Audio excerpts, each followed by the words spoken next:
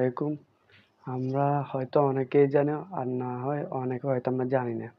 যে পাশে যে ছবিটা দেখতেছেন, এই ছবিটাতে এই ভাইটা সুখে শান্তিতে তার সংসার ছিল।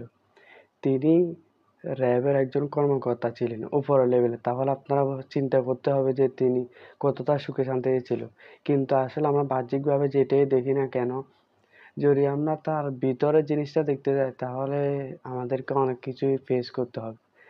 তিনি গতকাল রাতে আজকে যে আমি ভিডিওটা বানাতেছি, আজকে হচ্ছে রাত ৮টার সময় আমি এই ভিডিওটা করতেছি।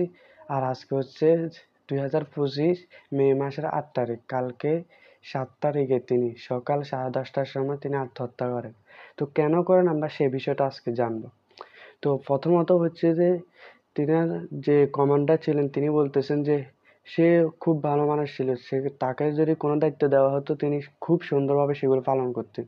তিনার মানে কোনো কষ্টদায়ক কোনো কষ্ট তিনার ভিতরে ছিল, এরকম কেউ কোনো কিছু ধরতে পারে না। তারপর তিনারা যখন তিনি কিভাবে তিনি আত্মহত্যা করেন আমরা সেটা একটু জানি। তিনি 10:30টার সময় তিনার রুমে যায়।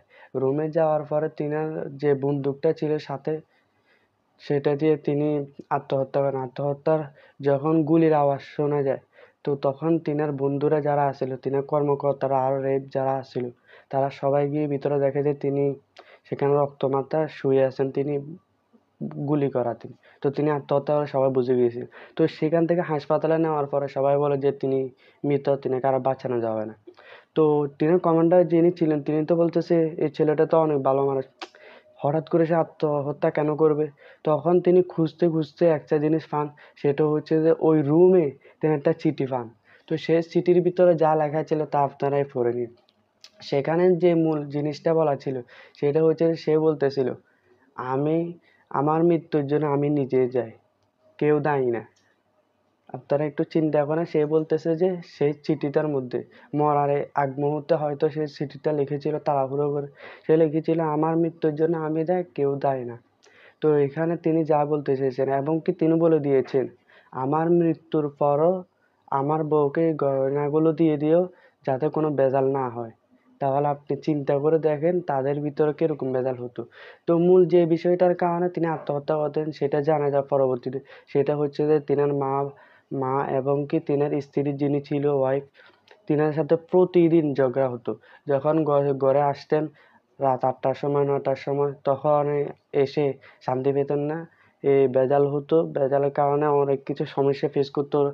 তো এক পর্যায়ে তিনার ওয়াইফ বলে যে আমরা আলাদা চলে যাব, এই ঘরে আমরা থাকবো না, তোমার মাকে তুমি একা দেখ, আমরা আরেক জায়গায় বাসা ভাড়া থাকবো।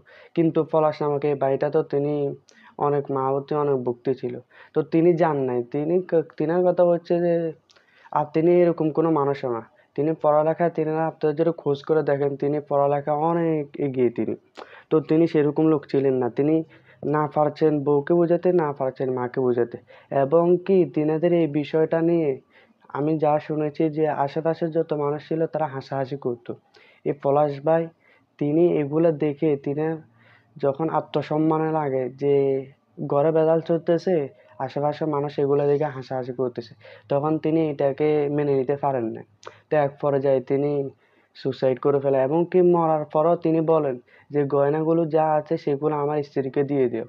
তাহলে আপনি চিন্তা করে দেখেন, সে মরার সময় সে চিন্তা করেছিল যে আমি যদি মরে যাই তাহলে এরা স্বর্ণ গয়নাগুলো দিয়ে তারা আবারও ভেজাল করবে। এই জন্য তিনি মৃত্যুর সময় ওই চিঠিটাতে তিনি লিখে দিয়েছেন যে আমার মৃত্যুর পরে তোমরা ওই গয়নাগুলো তাকে দিয়ে দিও। এই হলো অবস্থা ভাই। এখন কিছু করার না। আর আমি আপনাদেরকে আত্মহত্যা করতে উৎসাহিত করব না। আপনারা লড়ে যেতে হবে। আমরা যখনই ছেলেরা বসে যাব হবে না, আমাদেরকে লড়ে যেতে হবে।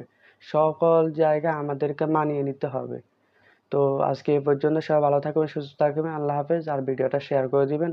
আর এরকম নিউজ নতুন নতুন পেতে পেজটি ফলো করে রাখবেন।